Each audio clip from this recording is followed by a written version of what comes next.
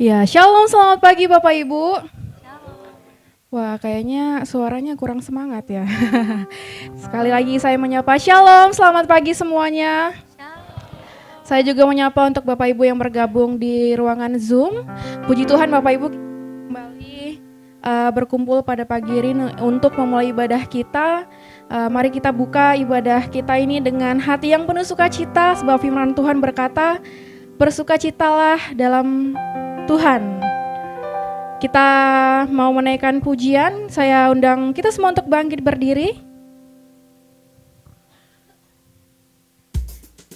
Kita menaikkan pujian Sukacita Surga.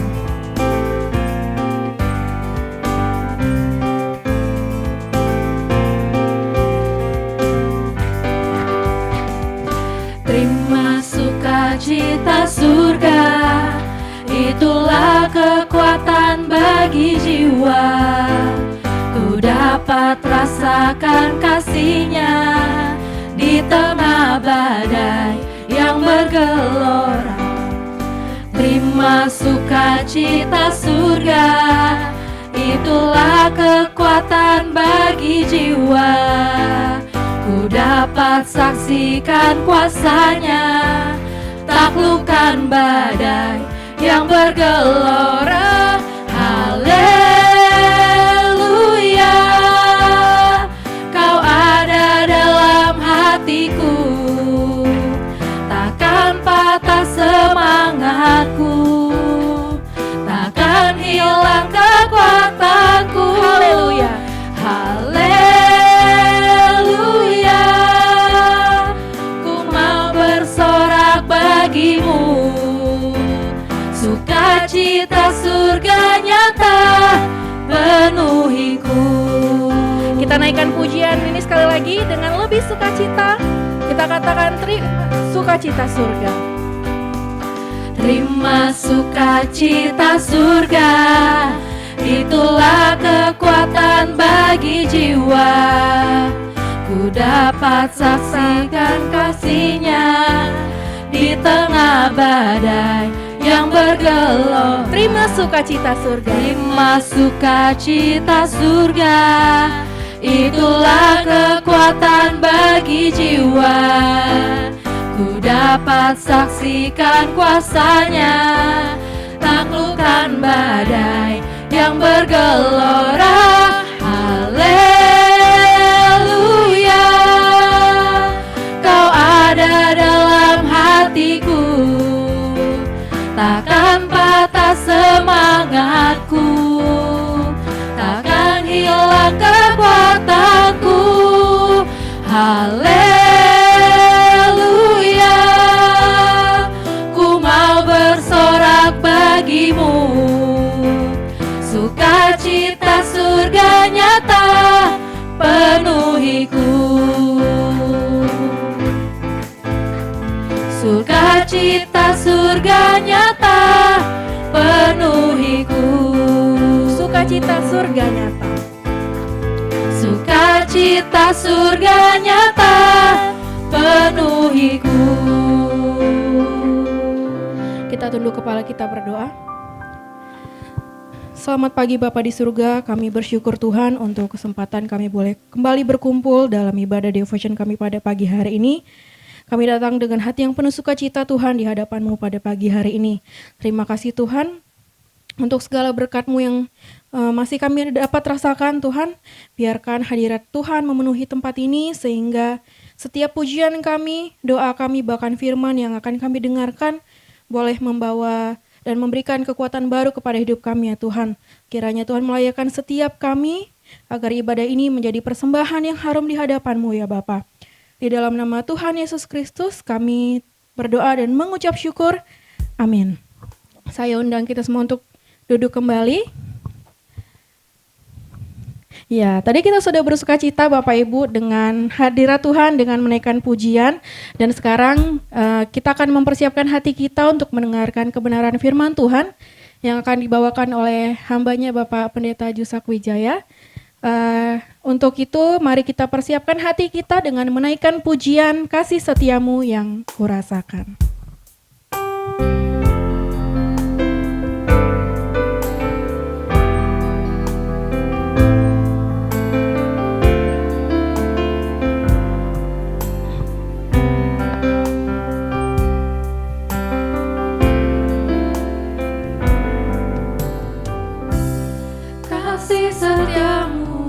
yang ku rasakan lebih tinggi dari langit biru. Kebaikan-Mu yang telah Kau nyatakan lebih dalam dari lautan. Berkat-Mu yang telah ku terima sempat membuatku terpesona. Apa yang tak pernah ku pikirkan, itu yang Kau sediakan bagiku.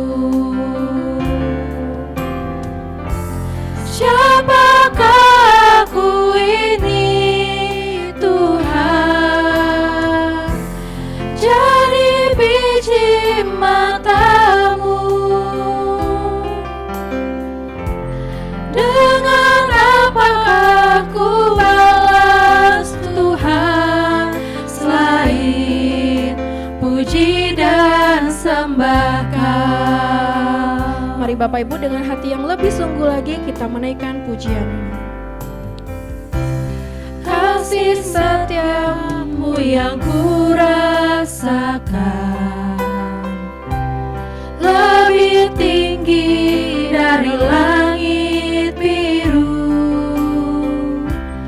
Kebaikan-Mu yang telah Kau nyatakan lebih dalam dari lautan.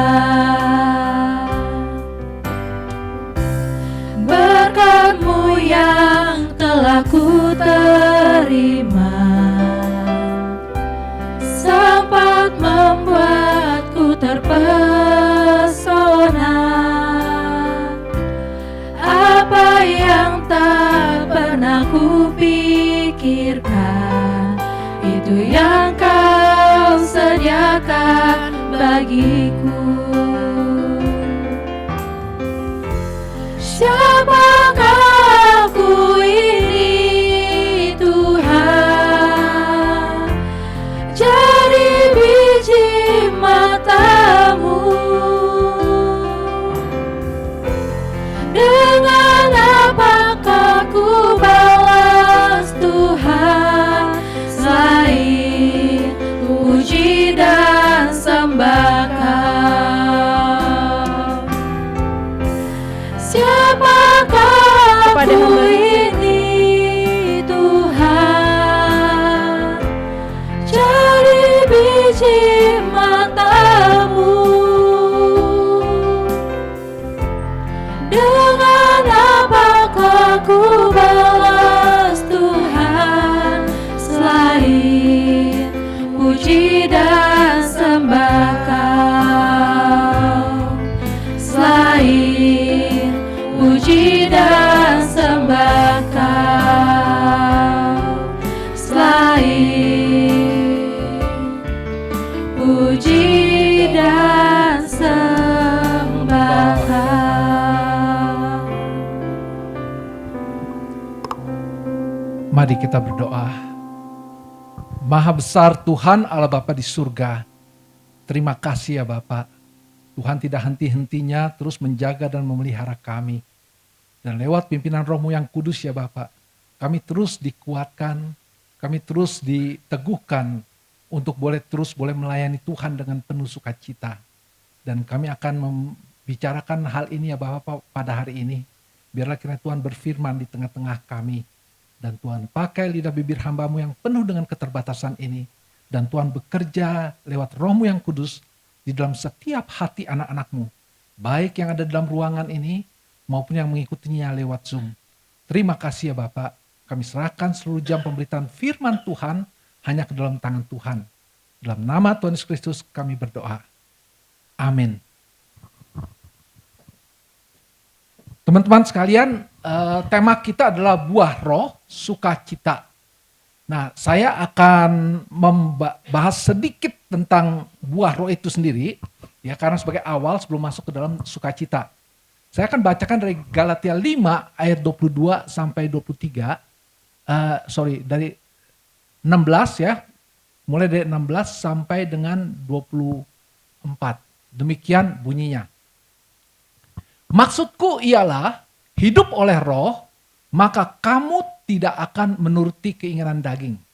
Sebab keinginan daging berlawanan dengan keinginan roh. Dan keinginan roh berlawanan dengan keinginan daging, karena keduanya bertentangan. Perbuatan daging telah nyata, yaitu percabulan, kecemaran, hawa nafsu, penyembahan berhala, sihir, perseteruan, perselisihan, iri hati, amarah, kepentingan diri sendiri, percideraan, roh pemecah, kedengkian, kemabukan, pesta pora, dan sebagainya. Terhadap semua itu kuperingatkan kamu seperti yang telah kubuat dahulu, bahwa barang siapa melakukan hal-hal yang demikian, ia tidak akan mendapat bagian dalam kerajaan Allah. Tetapi buah roh ialah kasih, sukacita, damai sejahtera, kesabaran, kemurahan, kebaikan, kesetiaan, kelemah lembutan, penguasaan diri. Barang siapa menjadi milik Kristus, ia telah menyalibkan daging dengan segala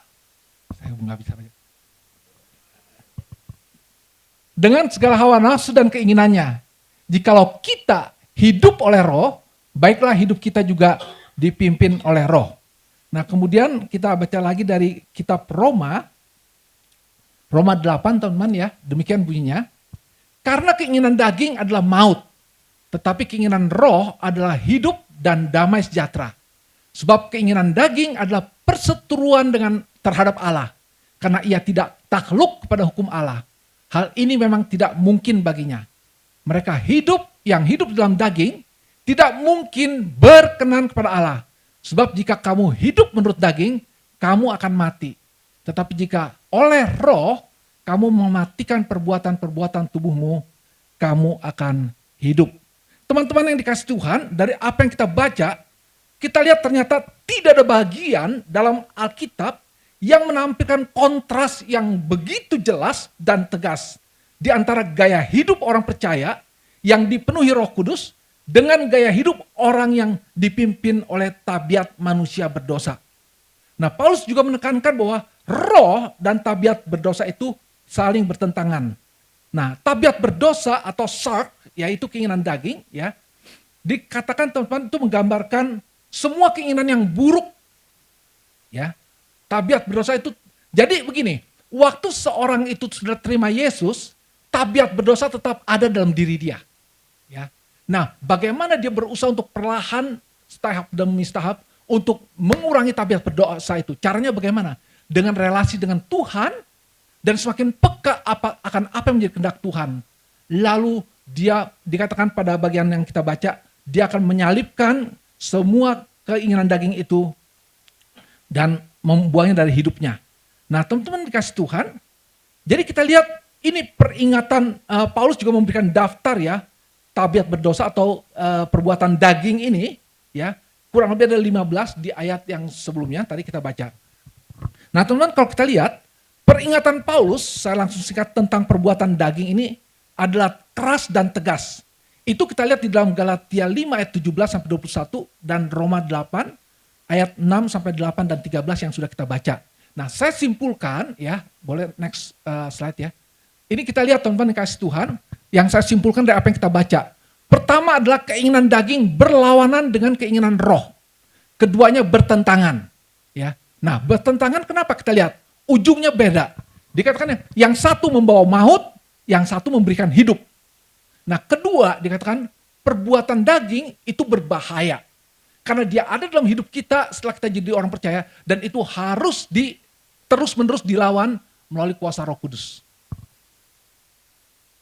Jadi teman-teman dikasih Tuhan, terus kemudian yang ketiga, yang melakukan perbuatan daging adalah statusnya sebagai seteru Allah dan tidak mendapat bagian dalam kerajaan Allah. Nah, lalu kemudian dikatakan keempat, orang yang demikian tidak mungkin berkenan kepada Allah dan tidak mendapat bagian dalam kerajaan Allah.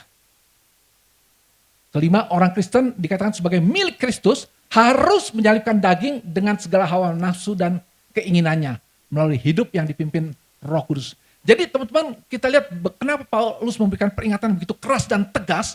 Dia mengingatkan bagaimana betapa pentingnya setiap orang Kristen sejak dia menerima Yesus Kristus, mereka harus bertumbuh di dalam pengenalan akan Tuhan. Mereka bertumbuh di dalam iman. Itulah yang kita sebut sebagai progressive sanctification.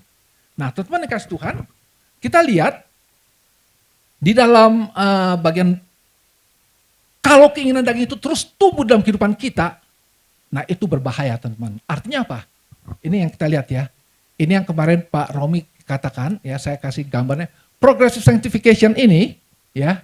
Jadi teman-teman kehidupan kita sewaktu mengikut Tuhan, ini pertama kali adalah waktu kita declare, ya kita ingin menjadi seperti Kristus. Ini adalah bicara kekudusan dan ini mengenai time frame yang kita jalanin, ya. Nah, waktu kita menjalani waktu di sini, ya kita disiplin untuk bertindak seperti Kristus. Jadi teman-teman kita lihat, waktu kita berjalan di sini kita kadang-kala mengikuti keinginan daging, kita jatuh lagi. Tapi kita bangkit, kita peka akan kebenaran firman Tuhan, peka akan suatu Tuhan dan kita mau mentaati dia terus bangkit. Dan akhirnya dikatakan kita semakin lama, hidup kita semakin menyerupai Kristus. Nah inilah hidup teman-teman yang dimana berakar pada Kristus, yang adalah firman, dan dipimpin lewat pertumbuhan oleh Roh Kudus, akhirnya boleh menghasilkan buah yang kita sebut sebagai buah roh. Jadi teman-teman dari apa yang kita baca, kita lihat di dalam slide sebelumnya, tidak mungkin ketika orang itu bersama-sama di dalam hidupnya, saya ingin jalankan kedua-duanya. Ada keinginan daging yang harus saya puaskan, meskipun itu melanggar kehendak Tuhan, ya, dan nggak mungkin dia menghasilkan buah roh.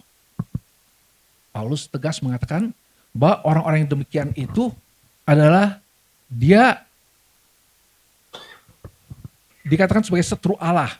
Karena perbuatan daging itu bertentangan satu sama lain, ya, berlawanan.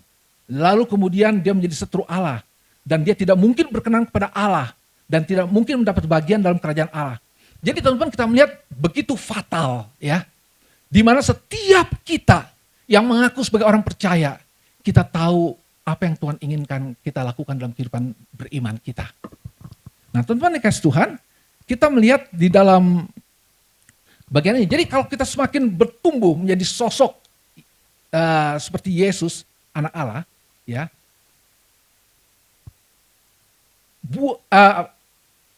Sebentar.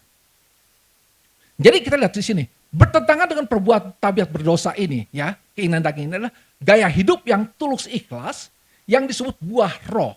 Gaya hidup ini dihasilkan dalam anak Tuhan, sewaktu mereka mengizinkan roh menuntun dan mempengaruhi hidup mereka sedemikian, sehingga mereka membinasakan kuasa dosa, khususnya perbuatan tabiat berdosa, dan hidup dalam persekutuan dengan Allah. Dan semakin lama semakin bertumbuh menjadi sosok seperti Yesus, anak Allah. Dan dengan cara itu akan mewujudkan sifat-sifat yang Paulus sebut sebagai buah roh. Yaitu tadi adalah sukacita, kasih, sukacita, damai sejahtera, kesabaran, kemurahan, kebaikan, kesetiaan, kelemah lembutan, penguasaan diri. Nah, tema kita kali ini teman-teman adalah bicara tentang sukacita. Sukacita itu bahasa Inggrisnya adalah joy, ya, dari NIV, sebagai kata benda. Jadi kalau kita lihat, bahasa Yunani ada kara, ya kara. Ini bukan karanya bahasa Jepang ya. Kara itu adalah bicara tentang kata benda sukacita. Kalau kalian ingat bahasa Jepang karaoke. Ya, kara itu artinya kosong. Oke itu adalah okesotura. Okesotura artinya orkes gitu ya. Jepang tuh kalau nggak bisa ini kata dua suku kata dibikin tiga gitu ya. Jadi orkes kosong. Artinya apa? Ada musiknya ya. Lalu ada teksnya, orang nyanyikan misalnya, itu dia bilang karaoke. Nah teman-teman kasih Tuhan, tapi ini kara yang dimaksud di sini adalah joy, yaitu sebagai kata benda. Nah bentuk katanya itu berkaitan dengan kata kerja, yaitu kairo, kata kerjanya, bersukacita, atau kairete kalau kita lihat ya, tergantung tensesnya, yang berarti bersukacita.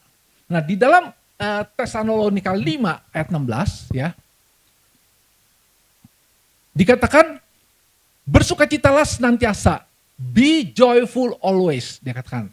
Dan Filipi 4 ayat 4 dikatakan, bersukacitalah senantiasa dalam Tuhan. Sekali lagi ku katakan bersukacitalah. Nah, firman Tuhan disampaikan kepada Paulus, ini merupakan satu perintah, teman-teman. Waktu dikatakan bersukacitalah senantiasa. Lalu kita bertanya, apa mungkin bersukacita bisa senantiasa? Nah, kalau kita bilang bersukacita nggak mungkin bisa senantiasa, pikiran kita, dan itu dalam bahasa Indonesia, karena antara sukacita dengan bersenang-senang itu dua hal yang similar, sama gitu ya. Padahal dua hal berbeda, antara joy and pleasure.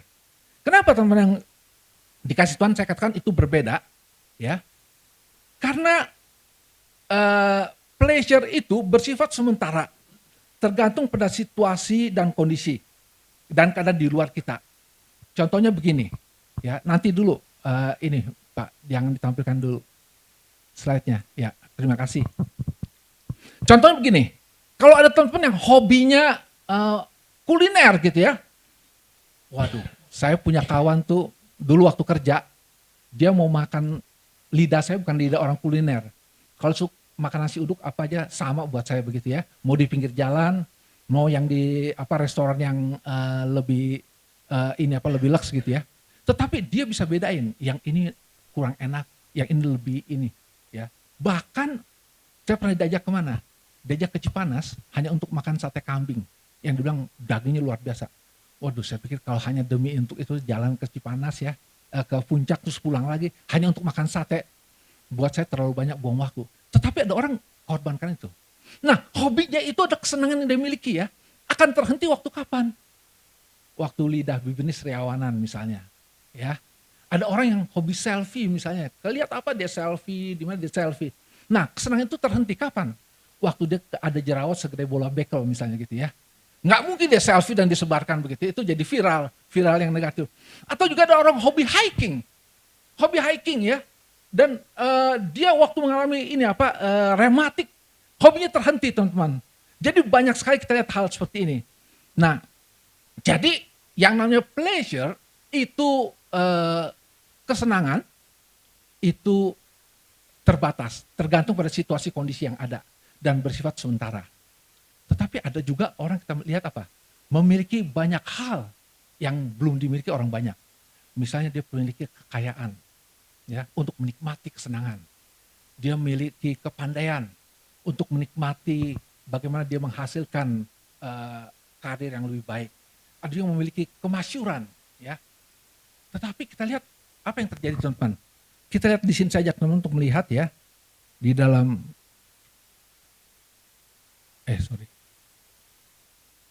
Nah, ini saya kok langsung lompat sih? Ya. Teman-teman, ini saya berikan satu perbandingan ya, yaitu untuk pleasure ini dan joy. Sumbernya adalah dunia dan isinya. Kalau joy itu adalah bersumber pada Allah, Roh Kudus. Lalu melalui apa? Keinginan daging, sarks ya. Lalu kemudian kalau joy kita adalah melalui firman dan iman. Dan dasarnya bagaimana? Berubah-ubah, goyah. Kenapa? Karena keinginan daging itu saya bilang tergantung pada situasi kondisi yang ada. Tetapi kalau joy itu konsisten. Keadaan apapun juga dia akan tetap tidak berubah dan teguh. Ditentukan oleh apa? Situasi, kondisi fisik, psikis. Tadi saya katakan kalau kita ada halangan, ya nggak bisa lagi menikmati kesenangan yang ada. Nah, tetapi joy itu kenapa? Ditentukan oleh pengharapan pada Kristus yang terus hidup dalam hati kita. Jadi teman-teman dikasih Tuhan, waktu nanti saya kita lihat dalam satu contoh yang sangat jelas sekali, ya, bagaimana pengharapan itu ada dalam diri kita, yaitu ketika kita tahu berapa besar pun kesulitan yang kita tahu, dan mungkin sampai harus mengancam jiwa kita. Kita tahu goal akhirnya membawa kita kemana. Dan itulah yang membuat kita akhirnya tetap bisa bersuka cita. Ya. Nah terus kemudian ukurannya apa? Yaitu kuantitas hidup. Ya. Berapa banyak kesempatan yang dia bisa nikmati, kesenangan yang didapatkan. Dan juga bersifat materi. Tetapi kalau untuk joy, yaitu kualitas hidup yang dipimpin oleh Roh Kudus. Nah exposure-nya adalah yang pleasure itu fana, terbatas dan sementara. Sedangkan yang joy itu bersifat melampaui kesementaraan, yaitu kekal. Nah teman-teman yang kasih Tuhan, jadi kita melihat, saya agak kasih contoh kepada teman yang kasih Tuhan ya.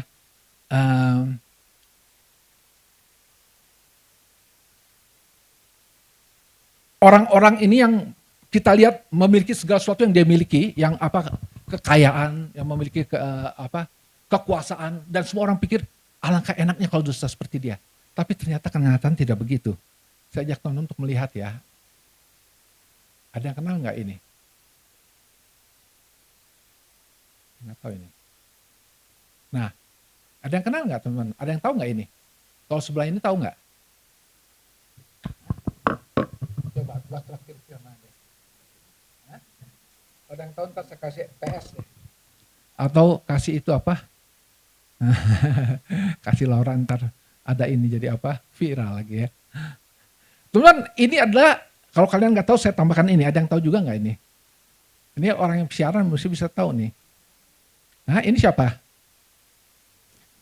Kalau ini Onassis, Aristotle Onassis, raja kapal Yunani. Ya. Nah, anaknya yang sebelah itu adalah Christina Onassis. Christina Onassis itu menjalani kehidupan dia, dan pada waktu kehilangan anaknya, dia punya kekayaan yang begitu luar biasa. Anaknya Alexis meninggal, dia tahu apa yang dia miliki tidak bisa berbuat apa-apa. Lalu waktu Onassis meninggal, Christina mewarisi harta 2,3 miliar dolar. Ya, bukan rupiah. Nah, teman-teman, dia dalam 16 tahun pernikahan dia 4 kali ganti-ganti pasangan. Memang itu udah biasa di sana. Tapi yang menarik adalah waktu ditanya, kenapa kamu mau menikah dan menikah terus tujuan kamu apa? Hidup kamu. Saya ingin berbahagia. Dan itu dia gak dapatkan. Lalu di usia 38 dia didapatkan mati di hotel sendirian. Teman yang kasih Tuhan, ini orang seperti ini. Ya kita lihat, dia memiliki, masih muda, semua dia miliki. Tetapi kenapa dia sampai mengakhiri hidup demikian? Diduga dia bunuh diri. Yang berikut adalah ini. Kalau teman-teman lihat, ada yang tahu nggak ini siapa? Ini adalah Cha In-ha. Ya, terus bintang seleb Korea. Yang ini adalah Gohara.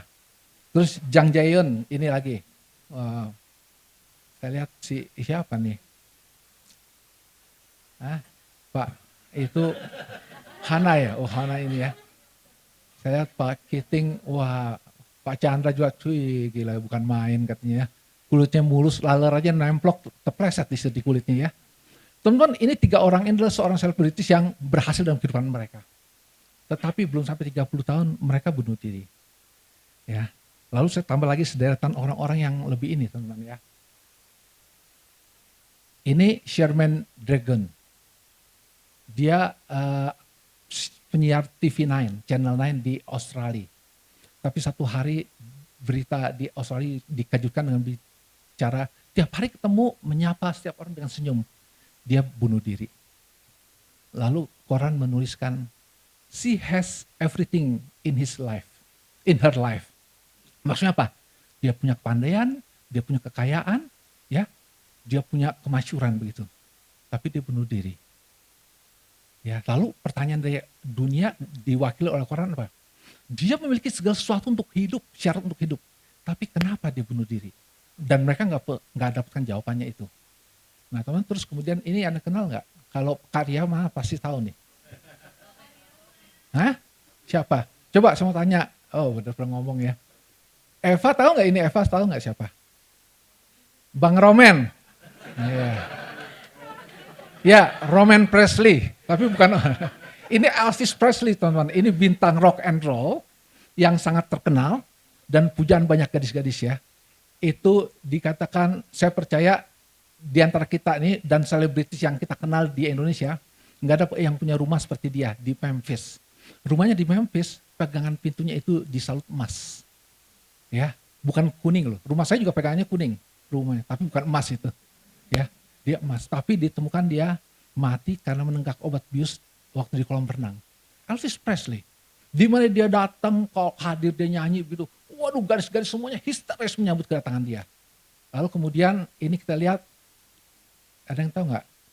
Whitney Houston, ini waktu remaja dia cantik, dia penyanyi di gereja teman-teman. Tetapi dia bertemu dengan pasangan yang tidak setia, pasangan yang tidak takut dalam Tuhan, akhirnya hidupnya seperti ini. lihat beda nggak? Kalau saya lihat misalnya Kak Versi, Kak Ria, dulunya begini, sekarang sama, nggak ada perubahan. Berarti mereka hidupnya stabil gitu.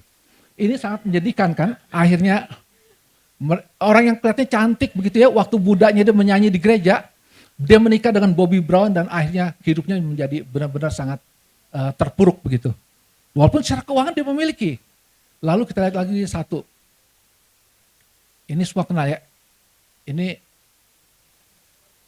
Robin Williams. Dia menghibur banyak orang dengan peran-peran komedi dia, ya.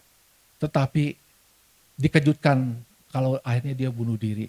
Padahal dia menjadi panutan banyak orang. Nah, teman-teman yang kasih Tuhan, jadi kita melihat orang-orang ini memiliki kesenangan.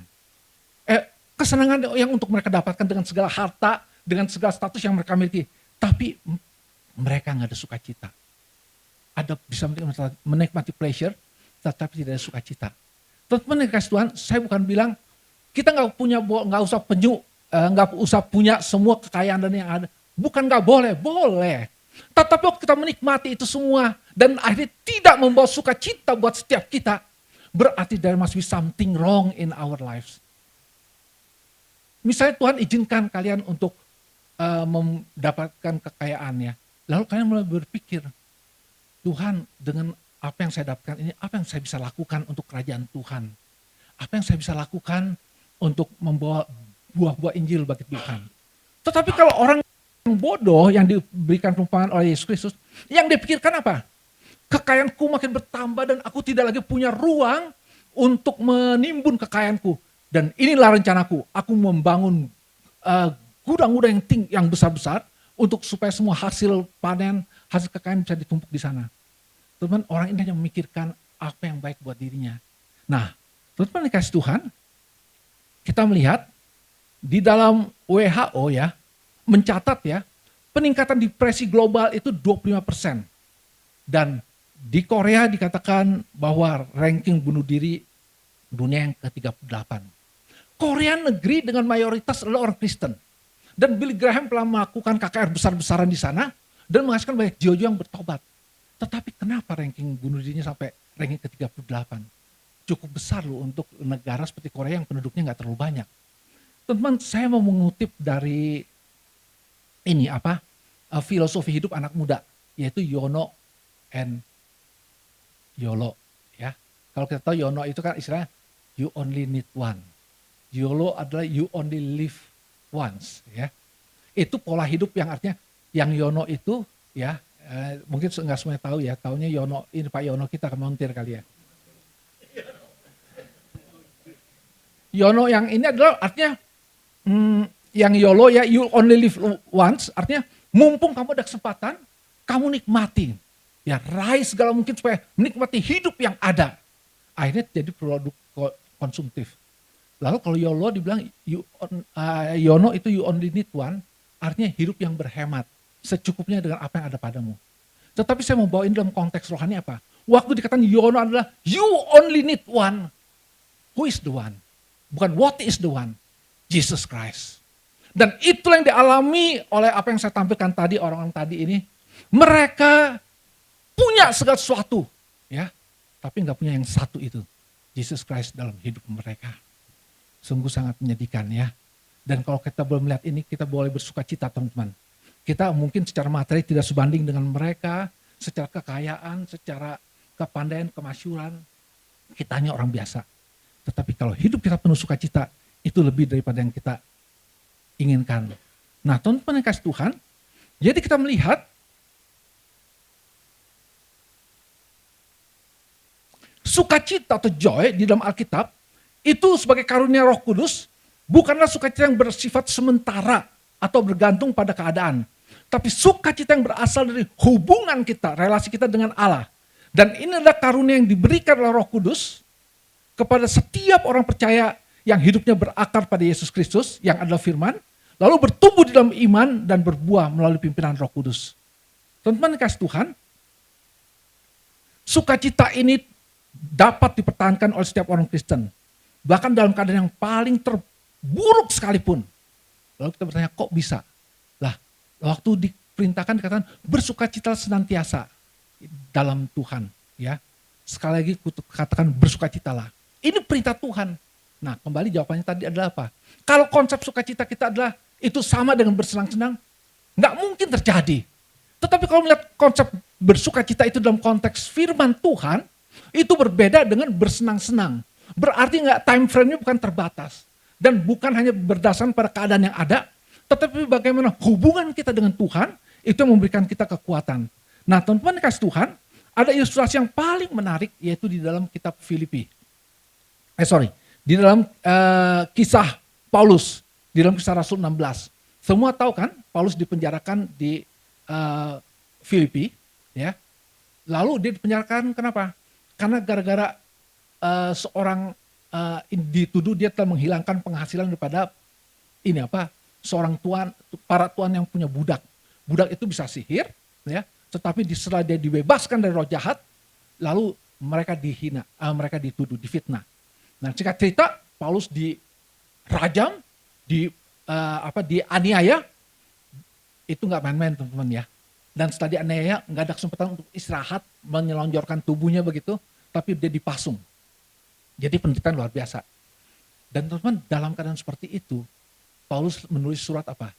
Bersukacitalah senantiasa di dalam 1 Tesalonika. Aneh ya, dia tidak dalam keadaan bersukacita, tidak dalam keadaan bersenang-senang, dan tidak mungkin bisa bersenang-senang. Nggak ada yang kasih dia kopi, nggak ada yang kasih dia rokok, memang dia nggak merokok begitu ya. Pokoknya untuk dia rest gitu nggak ada. Tetapi itu tidak menghalangi sukacita dia sama sekali, teman-teman yang kasih Tuhan. Apa yang terjadi? Di dalam keadaan seperti itu tubuh sakit, yang keluar dari mulut Paulus bukanlah keluhan, penyesalan. Kenapa saya menjadi pengikut Kristus? Kenapa saya mau melayani Tuhan? Padahal dulu saya adalah murid Gamaliel, dan saya punya peluang untuk menjadi imam besar. Harusnya kalau saya ambil itu tidak terjadi demikian. Teman-teman yang kasih Tuhan, justru tidak demikian loh. Paulus tidak mengeluh, ya, tidak menyesali keadaan dia.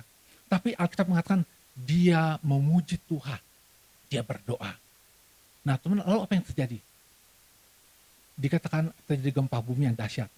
Nah, teman-teman, apa yang kita bisa pelajari? Waktu gempa bumi terjadi, kepala penjara langsung takut dan lihat semua tawanan pasti sudah keluar lari. Lalu dia mau bunuh diri dia. Ternyata dikatakan oleh Paulus, jangan celakakan dirimu, kami semua ada di sini. Teman-teman, kalau kita perhatikan ya, apa yang kita pelajari dari kisah Paulus ini?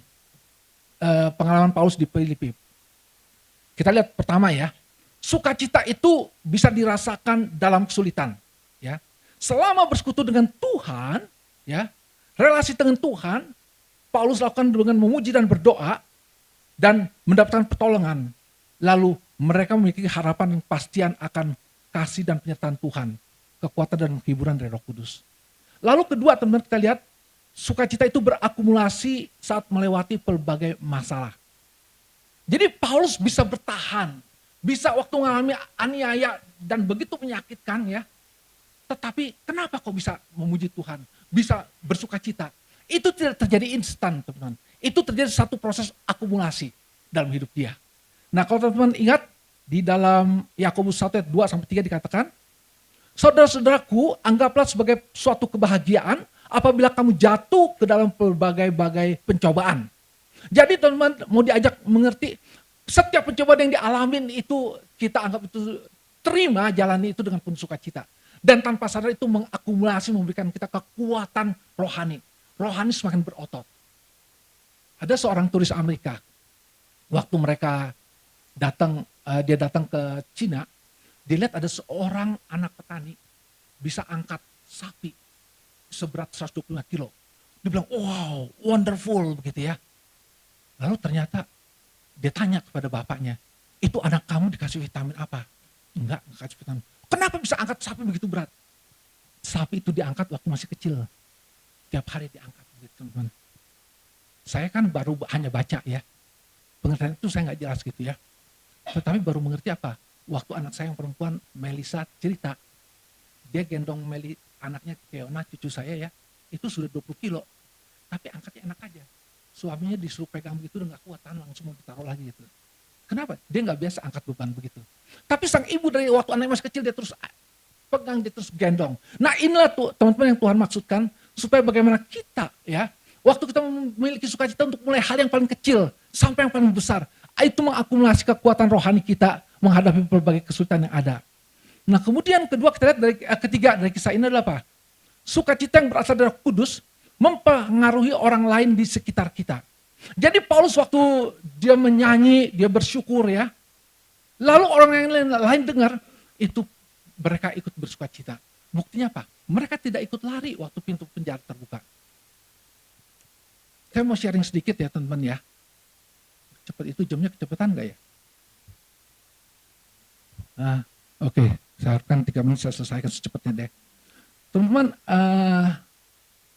saya mau share sedikit anak saya, Julia, yang menjadi hamba Tuhan. Itu suami istri kan hamba Tuhan ya. Nah suaminya terdeteksi terkena kanker nasofaring. Itu stadium 3 menuju ke 4. Karena selnya itu sangat agresif.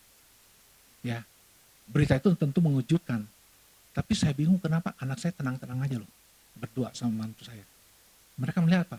Ini kesempatan di mana apapun yang terjadi, mereka bisa memuliakan Tuhan lewat pergumulan melawan penyakit ini. Akhirnya apa? Orang-orang jemaat itu sangat mengasihi mereka, sering datang, ingin menghibur, malah mereka yang dihiburkan. Nah teman-teman kasih Tuhan, jadi kita melihat ya, kadang-kadang bagaimana sukacita itu juga bisa membawa orang datang kepada Kristus. Kejadian di Filipi, dengan apa yang dilakukan oleh Paulus, ya, lalu kepala Filipi melihat, kamu ada kesempatan untuk kabur, kenapa nggak kabur? Dia lihat Paulus tetap ada di ini ya, menjalani apa hukumannya begitu ya. Lalu akhirnya dari sukacita yang dia lihat dialami Paulus, dia mau terima Yesus dan dia diselamatkan. Nah teman-teman yang kasih Tuhan, juga kita lihat sukacita itu dapat membangun iman dan pengharapan. Kenapa saya katakan begitu? Saya mau tanya coba ya, kalau kalian punya uang 20 juta, kehilangan 10 juta sakit nggak rasanya? Pak Yansen enggak ya? Banyak duitnya berarti lebih dari 20 juta di asetnya. Saya sih ya, kalau saya pribadi sakit tuh ya. Kenapa? Dari uang hanya 20 juta, hilang 10 juta. Tetapi kalau dari uang 2 miliar, hilang 10 juta gimana?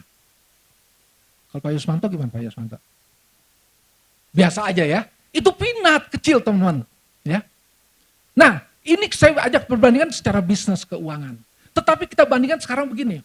Kesulitan-kesulitan kecil yang kita hadapi. Pergumulan-pergumulan yang harus kita lalui. Ya. Waktu kita bandingkan betapa sulit ya kehidupan yang kita alami. Tetapi waktu kita melihat status kita sudah mendapatkan keselamatan dari Tuhan. Hidup kekal. Itu gak sebanding teman-teman dengan uang yang 1 miliar yang hilang 10 juta. Itu gak ternilai begitu. Dan apa yang sudah kita dapatkan ini harusnya menjadi kekuatan buat saudara dan saya. Nah teman-teman yang terakhir adalah, saya mau ajak teman-teman untuk melihat bahwa lewat sukacita itu bisa mengamalkan kasih dan pengampunan. Teman-teman, sukacita sebagai buah Roh Kudus juga dapat dinyatakan melalui pengamalan kasih dan pengampunan kepada orang lain. Kita lihat kisah tentang Charlie Kirk ya. Waktu dia ditembak mati dan kemarin istrinya lewat TikTok short itu menceritakan, dia katakan, I forgive him, that young man. Dan teman-teman tahu, itu menggerakkan begitu banyak orang yang selama ini ya memikirkan diri sendiri, kesedihan yang ada, tapi mereka bisa mendapatkan kekuatan dari apa yang dilakukan oleh Erika, istri Charlie Kirk. Nah teman-teman yang kasih Tuhan, jadi sebagai rangkuman saya akan ajak teman-teman untuk melihat ya bagaimana kehidupan kita yang harus kita jalankan ya. Nah inilah kita ya. Ini kita sebut Gidon, namanya si Gidon. Ya, bukan Gideon, Gidon. Ya. Gidon ini kita lihat apa yang terjadi. Dia punya melakukan perbuatan daging dalam kehidupan dia. Ya. Dia sudah terima Yesus. Jadi pertanyaan. Dan hidup seperti ini kita lihat siapa yang kuasai. Lalu hidupnya itu sangat gelap begitu ya. Dan siapa yang suka tinggal di situ teman-teman? Ini Mokui ya. Ya, Mokui setan. Dia nikmat tinggal di situ. Tempat di mana banyak kenajisan, banyak pencemaran. Tetapi satu kali waktu dia mengundang Yesus hadir, teman-teman. Ya. lalu ada di dalam hati dia. Kita lihat Gideon bagaimana, wajahnya masih sama seperti dulu. Kira-kira cukup gak segini? Hidup berdampingan bukan? Ya, bertetangga. Tapi apa yang dikatakan tadi, peringatan Paulus bahwa antara keinginan daging dengan keinginan roh, itu tidak bisa bergandeng tangan. Mereka bertentangan satu sama lain. Yang satu menuju maut, yang satu menuju pada kekekalan, pada hidup. Jadi teman-teman kita lihat, oh mungkin harus lebih besar posnya. Juga tidak cukup. Berarti apa? Kita harus singkirkan dan kita harus salibkan seluruh keinginan daging yang ada. Sehingga hidup kita hanya demi untuk Tuhan. Hidup kita hanya untuk melaksanakan firman Tuhan. Seperti yang dikatakan di dalam pertanyaan Westminster Catechism. What is the chief end of man? Itu pertanyaan pertama dalam katekisasi yang cukup berwibawa dari Westminster Catechism. Dijawab adalah to glorify God and enjoy Him forever. Untuk memuliakan Tuhan dan menikmati Dia selama-lamanya. Bukan menikmati berkat yang Tuhan berikan, tapi menikmati Dia sebagai pemberi berkat. Jadi teman-teman kasih Tuhan, kita lihat apa yang Tuhan mau supaya seluruh hidup kita diisi dan bergantung sepenuhnya kepada nyata Tuhan. Dan ini yang terjadi, kita lihat Gideon itu sekarang jadi Gideon. Ya, wajahnya senyum, ya. Roh Kudus ada dalam hidup dia, hidupnya dipimpin oleh Roh Kudus. Dan apa yang terjadi? Maka kasih, damai sejahtera, sukacita, kesabaran, murah hati dan seterusnya ada dalam hidup dia. Dan itu dinikmati menjadi berkat bagi banyak orang. Mari kita berdoa.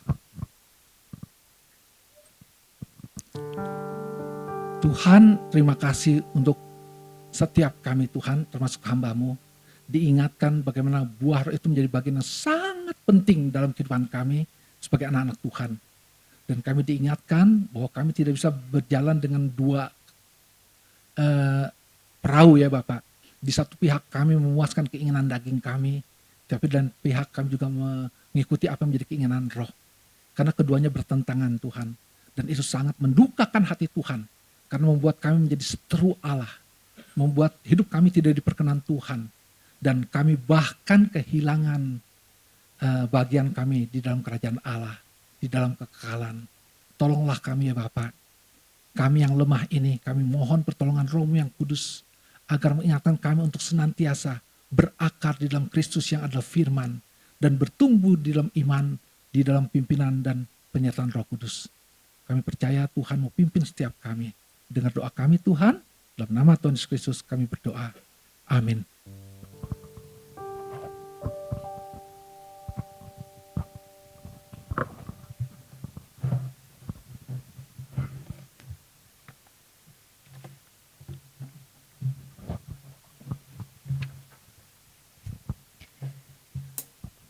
Ya puji Tuhan, kita sudah mendengarkan firman Tuhan. Terima kasih untuk hambanya Bapak Pendeta Jusak untuk kebenaran firman yang telah dibagikan bagi kita semua. Kiranya Tuhan Yesus terus memberkati pelayanan maupun pekerjaannya. Baik Bapak Ibu, kita akan mengumpulkan persembahan nanti untuk yang ada di sini boleh memberikan ke depan dari sebelah kiri saya, lanjut sebelah kanan saya, terus untuk Bapak Ibu yang ada di Zoom nanti boleh memberikan lewat QR yang disediakan di depan. Sambil memberikan persembahan, kita menaikkan pujian berlimpah sukacita di hatiku.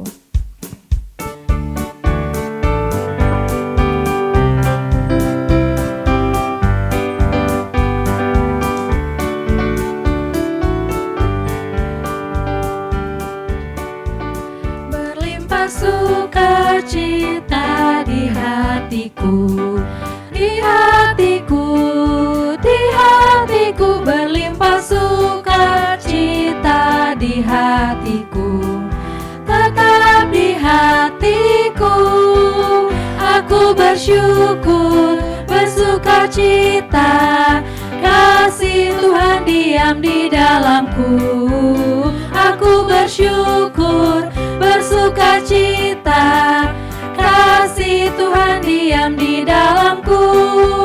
Aku bersyukur, bersukacita, kasih Tuhan diam di dalamku. Aku bersyukur, bersukacita, kasih Tuhan diam di dalamku. Kasih Tuhan diam di dalamku. Kasih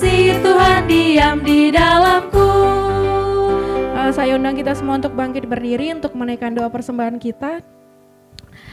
Kita berdoa. Tuhan Yesus yang baik, kami mengucap syukur Tuhan karena Tuhan telah memberkati hidup kami dengan kasih dan berkat yang berlimpah ya Bapa. Pada pagi hari ini Tuhan, kami membawa persembahan kami sebagai ucapan syukur. Biarlah Tuhan setiap persembahan ini boleh dipakai untuk kemuliaan nama-Mu ya Bapa, dan memperluas kerajaan-Mu di dunia ini, terkhusus untuk membantu para hamba Tuhan yang melayani di pedalaman. Berkati setiap tangan yang memberi Tuhan, bahkan mereka yang belum sempat memberi, biarkan berkat-Mu terus tercurah atasnya. Di dalam nama Tuhan Yesus kami telah berdoa dan mengucap syukur. Amin. Bapak Ibu, kita akan menutup ibadah kita, tapi sebelumnya kita mau menaikkan pujian. Nanti boleh minta kesediaan Pak Jusak untuk membawa kita dalam doa berkat dan penutup. Kita kembali menaikkan pujian Betapa Hatiku.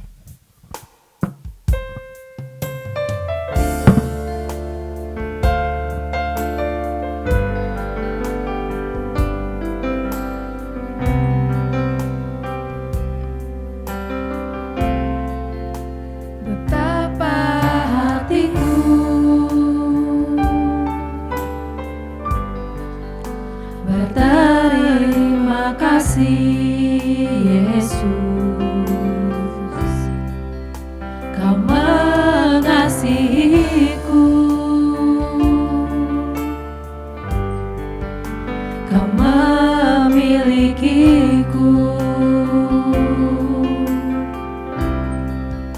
Hanya ini Tuhan persembahanku, segenap hidupku, jiwa dan ragaku, sebab tak ku miliki harta kekayaan yang cukup berarti untuk ku persembahkan. Hanya ini Tuhan permohonanku, terimalah Tuhan persembahanku, pakailah hidupku sebagai alat-Mu seumur hidupku. Hanya ini Tuhan permohonanku. Saya undang hamba-Nya untuk maju berdoa. Hanya ini Tuhan permohonanku, terimalah Tuhan persembahanku, pakailah hidupku sebagai alat-Mu seumur hidupku. Pakailah hidupku sebagai alat-Mu seumur hidupku.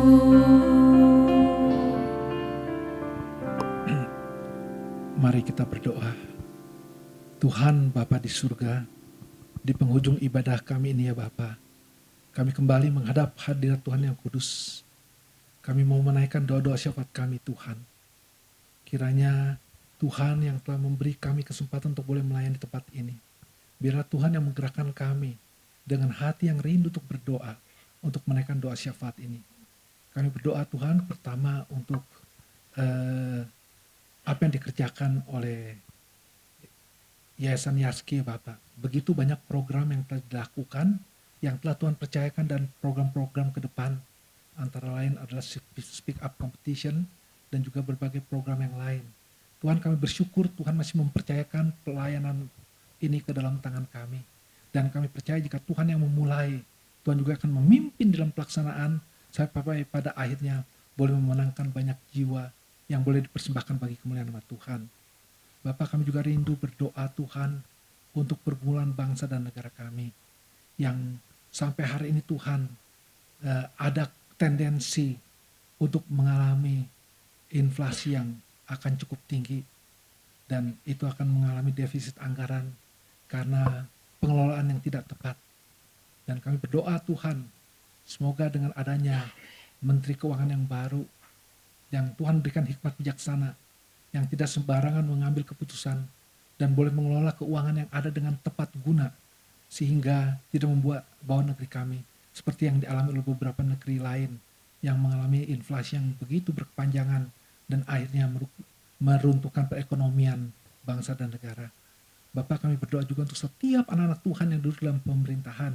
Tolong Tuhan berikan mereka hikmat, bijaksana, dan keberanian untuk melakukan apa yang baik di mata Tuhan, bukan apa yang baik di mata pimpinan yang akhirnya membawa banyak kerusakan atau membawa banyak hal-hal yang tidak berguna.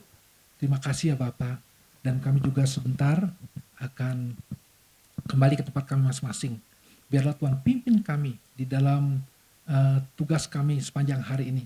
Bahkan seluruh perjalanan hidup kami percayakan ke dalam tangan Tuhan. Terima kasih ya Bapak. Tuhan dengar doa kami, dan hanya dalam nama Tuhan Yesus Kristus kami berdoa dan kami mohon. Saudaraku yang dikasih Tuhan, mari kita arahkan hati kita kepada Tuhan dan terimalah berkat daripadanya. Kiranya Allah, Bapa yang telah memanggil dan memilih kita menjadi anak-anaknya, sumber kasih setia dan sukacita kita, dan dalam anugerah Tuhan Yesus Kristus, anaknya yang tunggal, yang rela mati menebus dosa kita di kayu salib, dan di dalam persekutuan Roh Kudus yang terus memelihara iman kita, mengingatkan kita akan kebenaran firman Tuhan, agar hidup kita boleh senantiasa menjadi saluran berkat dimanapun kita berada, sehingga nama Tuhan dipermuliakan sekarang sampai selama-lamanya. Bapa, terima kasih.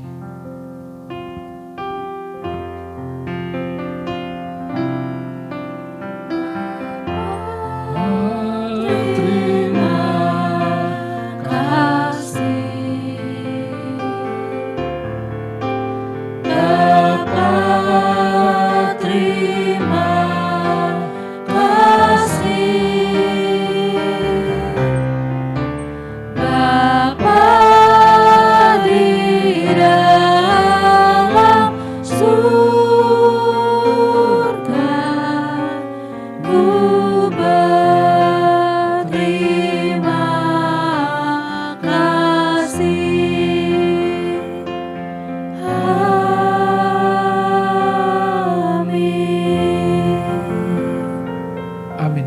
Silakan duduk saat teduh dan ibadah selesai.